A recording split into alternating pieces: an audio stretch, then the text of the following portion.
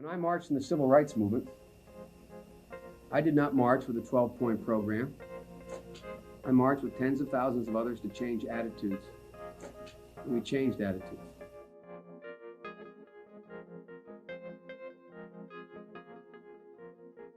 When I was 17 years old, like many of you, I participated in sit-ins to desegregate the restaurants and movie houses of Wilmington, Delaware.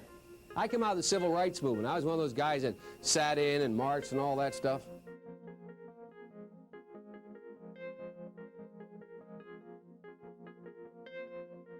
During the 60s, I was, in fact, very concerned about the civil rights movement. I was not an activist. I worked at an all-black swimming pool in the east side of Wilmington, Delaware. I was involved in what they were thinking, what they were feeling. I was involved, but I was not out marching. I was not down in Selma. I was not anywhere else. I was a suburbanite kid who got a dose of exposure to what was happening to black Americans when I'm in my own city.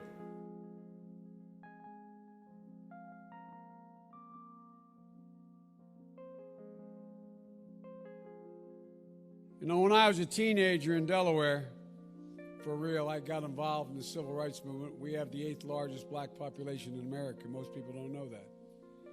And I'd go to 8 o'clock Mass, then I'd go to Reverend Herring's church where we'd meet in order to organize and figure where we were going to go, whether we were going to desegregate the Rialto movie theater or what we were going to do. I got my education for real in the black church. And that's not hyperbole, it's a fact. But I got my education, Reverend Doc, in the black church, not a joke. Because when we used to get organized on Sundays to go out and desegregate movie theaters and things like that, we do it through the black church. I was no big shakes, Reverend, in the civil rights movement. I was just a kid. I got involved in desegregating movie theaters and helping, you may remember Reverend Moyer in Delaware and Herman Holloway organized voter registration drives, coming out of black churches on Sunday, figuring how we were going to move. In October, I was invited to the National Civil Rights Museum in Memphis to receive the Freedom Award, a thing when I sat in black churches in the east side of Wilmington getting ready to, and by the way, next to two Jewish rabbis, getting ready to go out and desegregate movie theaters in Delaware. I never, ever thought in my life I would be worthy of, and I'm still not sure I'm worthy of it.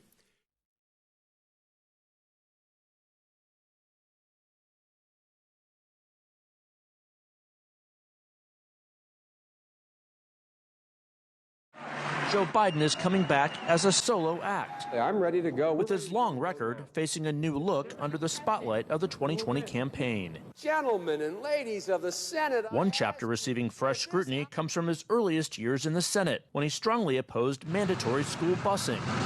It was designed to achieve integration and a more equitable education.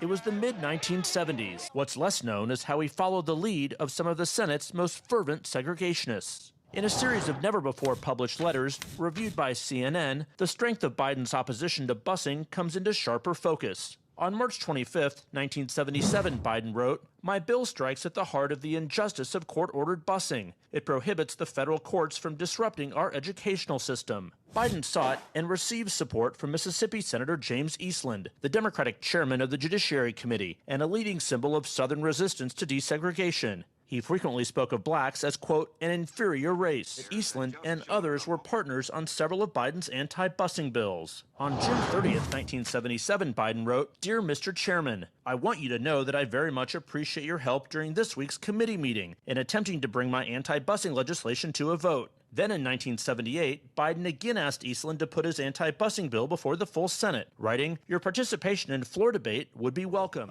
Those are issues that he's obviously going to have to answer for. You said surprising. Surprising in what way? Well, the fact that he would solicit the support of staunch segregationists, James Eastland as well as Jesse Helms, introducing legislation as opposing busing at that time. Ground. But I also believe, and it's personal, and I was actually it was hurtful. to hear you talk about the reputations of two United States senators who built their reputations and career on the segregation of race in this country. And it was not only that, but you also worked with them to oppose busing.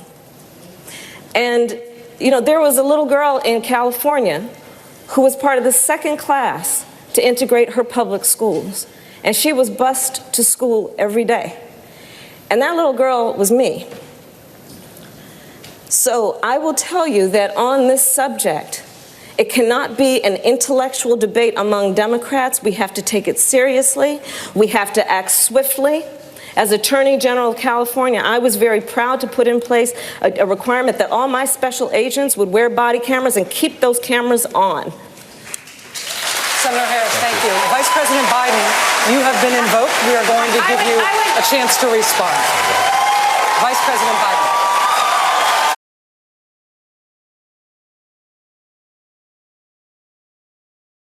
You remember the crack epidemic came from the Bahamas, and we were told by medical doctors at the time that because it permeated the membrane of the brain more quickly, it was the crack you never come back. It was somehow fundamentally different than someone in a beautiful neighborhood like this sniffing a line of cocaine would get not automatic sentence for on drugs. If Haiti, a god-awful thing to say, if Haiti just quietly sunk into the Caribbean or rose up 300 feet, it wouldn't matter a whole lot in terms of our interest. The world and Son or daughter, or my son or daughter, my wife, your husband, my mother, your parents. It doesn't matter whether or not they were deprived as a youth. It doesn't matter or not whether or not they had no background that enabled them to become socialized into the fabric of society. It doesn't matter whether or not they're the victims of society. The end result is they're about to knock my mother on the head with a lead pipe, shoot my sister, beat up my wife, take on my sons.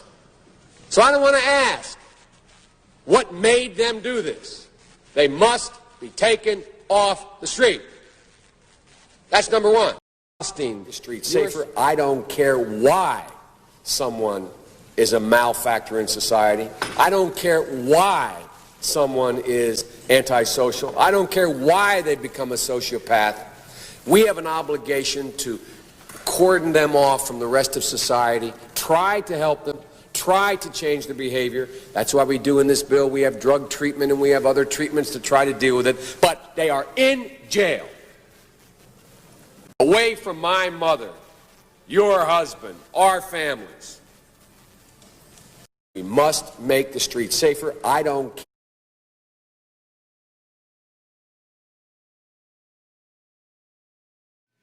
Poor kids are just as bright and just as talented as white kids. Talking to a largely African-American audience about Mitt Romney in 2012. They're going to put you all back in chains.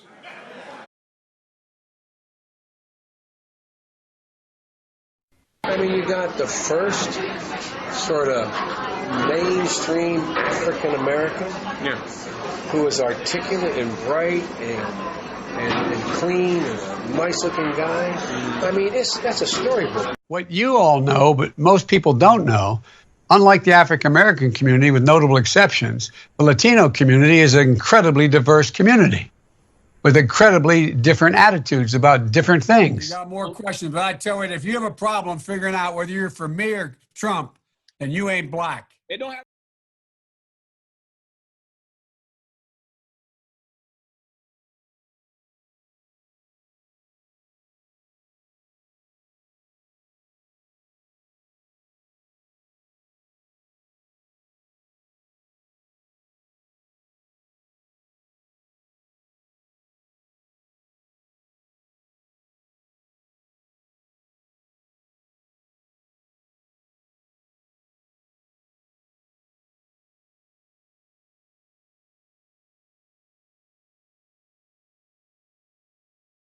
People died, and a lot more are going to die unless he gets a lot smarter, a lot quicker. So, Mr. President? Did you use the word smart? So you said you went to Delaware State, but you forgot the name of your college. You didn't go to Delaware State. You graduated either the lowest or almost the lowest in your class. Don't ever use the word smart with me. Don't ever use that word. Oh, give me a break. Because you know what? There's nothing smart about you, Joe. 47 years, you've done nothing. Democratic presidential candidate Joseph Biden today faces a controversy. 3 weeks ago, at a debate at the Iowa State Fair, he used phrases identical to those delivered by British Labour Party leader Neil Kinnock. Biden seemed to be claiming Kinnock's vision and life as his own. Why is it that my wife, who's sitting out there in the audience, is the first in her family to ever go to college? Why is Gladys the first woman in her family in 1,000 generations to be able to get to university? My ancestors who worked in the coal mines in northeast Pennsylvania don't come up after 12 hours and play football. 8 hours underground and then come up and play football. It's because they didn't have a platform upon which to stand. There was no platform upon which they could stand. The notion that every thought or notion or idea you'd have to go back and find and attribute to someone, I think is, quite frankly, ludicrous. The problem here is that Senator Biden told his audience he'd just been thinking about these things, and he failed to give any credit at all to his famous British speechwriter. You know, I was thinking on the way over here. Now, that's a little too much, because, as you point out, what's behind the words? What's there? And a lot of people, the rap on Biden has always been that it's just a surface. I should have said, to paraphrase Neil Kinnock, it's the only time I didn't, and all the times I've ever used it. But CBS News found a tape of a second instance. It reappeared in the New York Times with a new charge, that Biden had appropriated a famous litany from the late Robert Kennedy about what the gross national product cannot measure. It cannot measure the health of our children, the health of our children, the quality of our education, the quality of their education, the joy of their play, or the joy of their play. Biden gave Kennedy no credit. He has also quoted or paraphrased John Kennedy, Hubert Humphrey, and British Labour Party leader Neil Kinnock, all without credit. Joseph Biden admitted today that he committed plagiarism when he was in law school. He said it was a mistake, but that it was unintentional. He quoted 5 pages of someone else's work without proper citation. I've done some dumb things, and I'll do dumb things again. He was given an F. So, ladies and gentlemen, I've been dumb. To the political community in Washington, it all seems of a piece. Plagiarism at law school, plagiarism on the stump. The great communicator. Strike that. The great imitator. You don't steal verbatim, or when you do, as he did 99% of the time, you give credit. Biden's critics say he sells himself as a man whose words and visions can inspire a new generation in politics. But if the thoughts, phrases, and visions really belong to others, it's a form of false advertising. Is it a wise idea, though, to take something that personal, anyway, from another politician and try and appropriate it to your own campaign? I think it was a stupid thing to appropriate material that was really very personal, that was someone else's. Most people didn't know who he was, you know, Joe Biden, and now they're going to say, oh, yeah, he's the guy who plagiarized. That's a lot of people. Politically, that's devastating. These clips are devastating. He looks like a Joe Biden wind-up doll with somebody else's words coming out. If they're going to do things that are stupid as well as immoral, then they're probably too dumb to have the job of president. Voters are going to have to decide whether he was dishonest or dumb. Senator Joseph Biden may have more explaining to do. The new questions stem from taped remarks of Biden during an April campaign appearance in New Hampshire. I went to law school on a full academic scholarship, the only one in my class to have a full academic scholarship. Went back to law school and, in fact, ended up in the top half of my class. I was the outstanding student in the political science department at the end of my year. I graduated with 3 degrees from undergraduate school and 165 credits, only needed 123 credits. Biden now concedes he did not graduate in the top half of his law school class, that he does not have 3 degrees from college, and that he was not named outstanding political science student in college. Newsweek says Biden actually went to school on a half scholarship, ended up near the bottom of his class, and won only 1 degree, not 3. Joe Biden ranked 76th in a class of 85 at the University of Syracuse Law School. I mean, this guy comes off this whole thing as a flyweight. Now Biden says Newsweek is right. His memory had failed him. And I'd be delighted to sit down and compare my IQ to yours if you'd like, Frank. Joe Biden was victimized by the truth. Bye-bye Biden. He may not know it yet, but I think this is going to be very difficult for him to recover. Is Joe Biden dead meat, yes or no? I think so. Bob? It's in terminal condition. Terminal? Eleanor? Yes, unless he comes in third in Iowa. Morton? Dying.